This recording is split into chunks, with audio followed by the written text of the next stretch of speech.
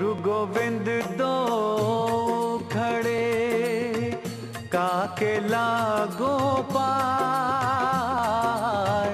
गुरु गोविंद दो खड़े काके लागो पाए। बलिहारी गुरु आपने गोविंद दियो बताए। कबीरा गोविंद दियो बताए।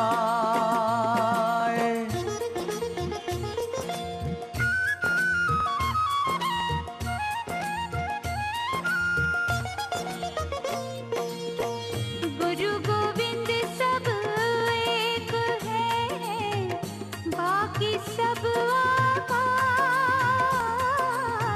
गुरु गोविंद सब एक है, बाकी सब दंडवत गोविंद गुरु प्रणवं अभजन सोय। पहिले भये प्रणाम तीनो नमो जो आगे होय। गुरु गोविंद कर जानिए रहिए शब्द समाय। मिले तो दंडवत बंदगी पल पल ध्यान धराय। हे सद्गुरो सुखद हे जगदेक बंधो। हे शांत दांत भगवन करुणैक सिंधो। हे मुक्तिदायक यतीन्द्र शिरोमणे। मामद्य पालय निजं शरणागतं त्वां। बोलो सद्गुरुदेव की। सद्गुरु कबीर भगवान की। सद्गुरु श्री शांतिदास जी महाराज साहिब की। सद्गुरु श्री राम स्वरूप दास जी महाराज साहिब की। सकल संत समाज की जय। सद्गुरु शांतिदास जी महाराज साहिब, सद्गुरु श्री राम स्वरूप दास जी महाराज साहेब, જેમની સ્મૃતિમાં આપણે આ શ્રીમદ બ્રહ્મ નિરૂપણમ ગ્રંથ પારાયણનો જ્ઞાન યજ્ઞનું આયોજન કર્યું છે.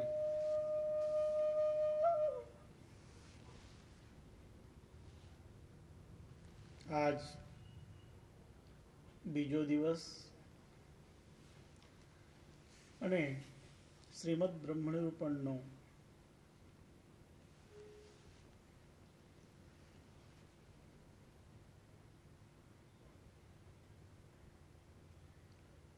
પરમ વિશિષ્ટ સાધના પ્રકરણનો પ્રારંભ સદગુરુ કબીર સાહેબને ધની ધર્મદાસજી સાહેબે પ્રશ્ન કર્યો કે હે સદગુરુ, જે સાર શબ્દ તત્વ છે એને કોઈ સાધક કેવી રીતે સમજી શકે, એની સાધના કઈ રીતે થઈ શકે, અને આ સાર શબ્દ છે શું એને સમજાવતા સદગુરુ કબીર સાહેબ ધની ધર્મદાસજી સાહેબને જ્ઞાન યોગ અને ધ્યાન યોગ દ્વારા સાર શબ્દની ઓળખ કરાવે છે. જે નિરક્ષર નિરક્ષર તત્વ છે, જે પરાત્પર તત્વ છે, એનો બોધ કરાવે છે. સદગુરુ સ્પષ્ટ કરી રહ્યા છે બ્રહ્મ નિરૂપણનો 10મ શ્લોક, જે આ વાતને સ્પષ્ટ કરે છે. પરમ તત્વં પરમ ધામ ચાવ્યયમ તત્પરાત્ પરમ જ્ઞાનગમ્યમધિષ્ઠાનમ સત્યલોક નિવાસી તત્.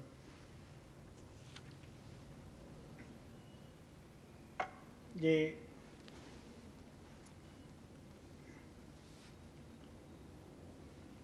એક પંખા લગાવી દો તો ક્યાંથી લાવીને, માખી બહુ આવી રહી છે.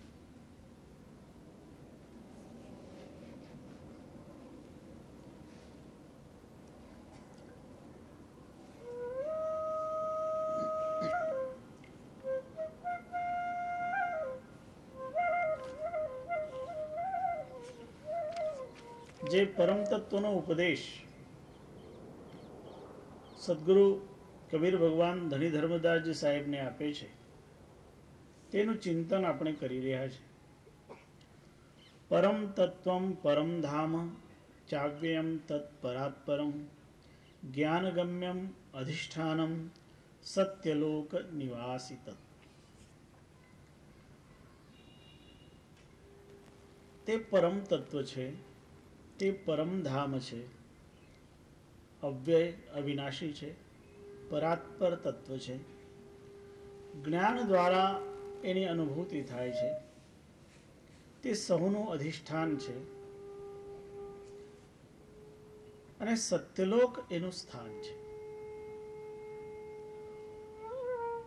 એવું જે પરમ તત્વ છે, એ પરમ તત્વનો પરિચય, એની અનુભૂતિ એ કેવી રીતે થાય? એ પરમ તત્વના પરિચય માટે કોઈ પ્રાણાયામ કરે, કોઈ સ્નાન કરે, કોઈ તીર્થોમાં જાય, કોઈ યજ્ઞ યાગાદિ કરે, તો શું એનાથી પરમ તત્વનો પરિચય થાય? તો એનાથી પરમ તત્વનો પરિચય નથી.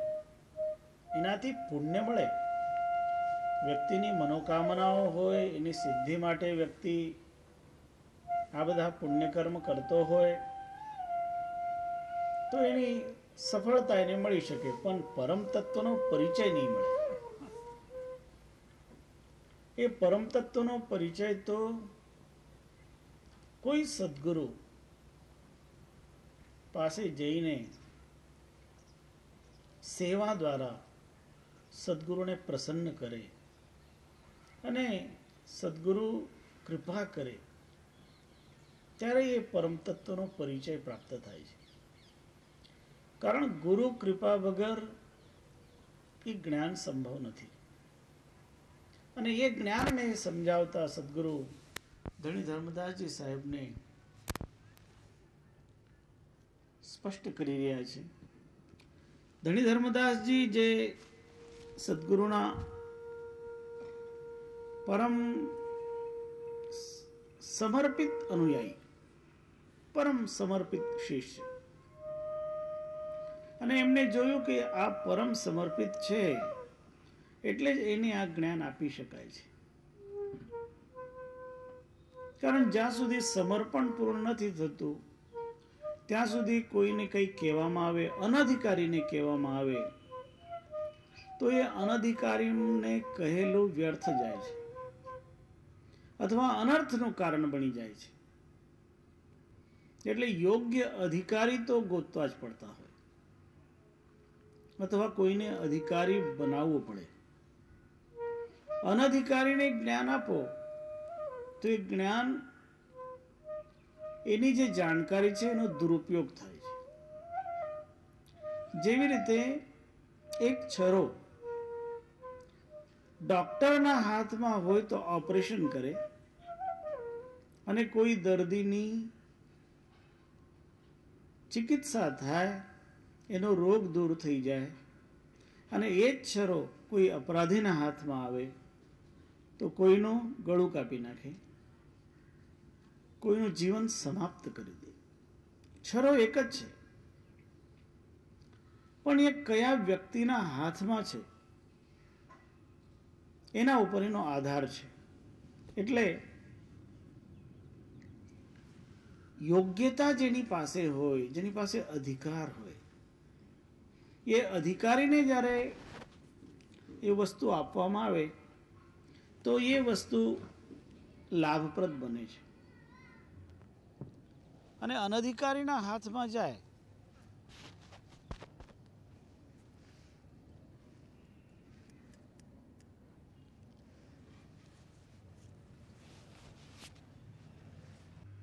જેની ધારણા જેવી, એ ધારણા પ્રમાણે એને એ તત્વ સમજાય છે.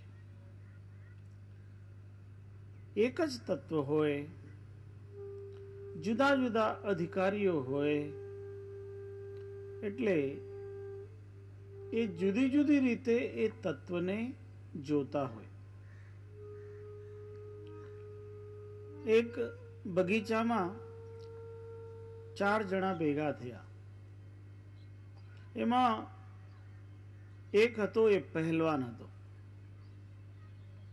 બીજો હતો એ મુલ્લા હતો, ત્રીજો હતો એ કરિયાણાનું દુકાન કરતો હતો, અને જે ચોથો હતો એ વૈષ્ણવ હતો. 4 જણા ભેગા થયા. ત્યાં ઝાડ ઉપર એક ચકલી અવાજ કરતી હતી. એ ચકલી તો પોતાની ધૂનમાં અવાજ કરે. આ 4 જણા એ ધ્વનિને પોતાની રીતે એનો અર્થ કરે.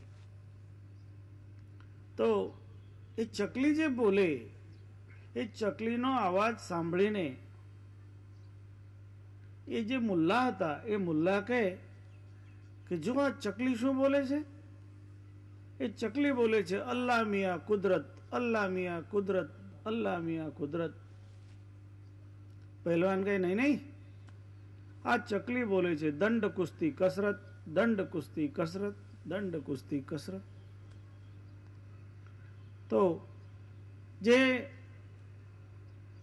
કરિયાણાનું દુકાન કરે એ કહે એ નૂન તેલ અદરક, નૂન તેલ.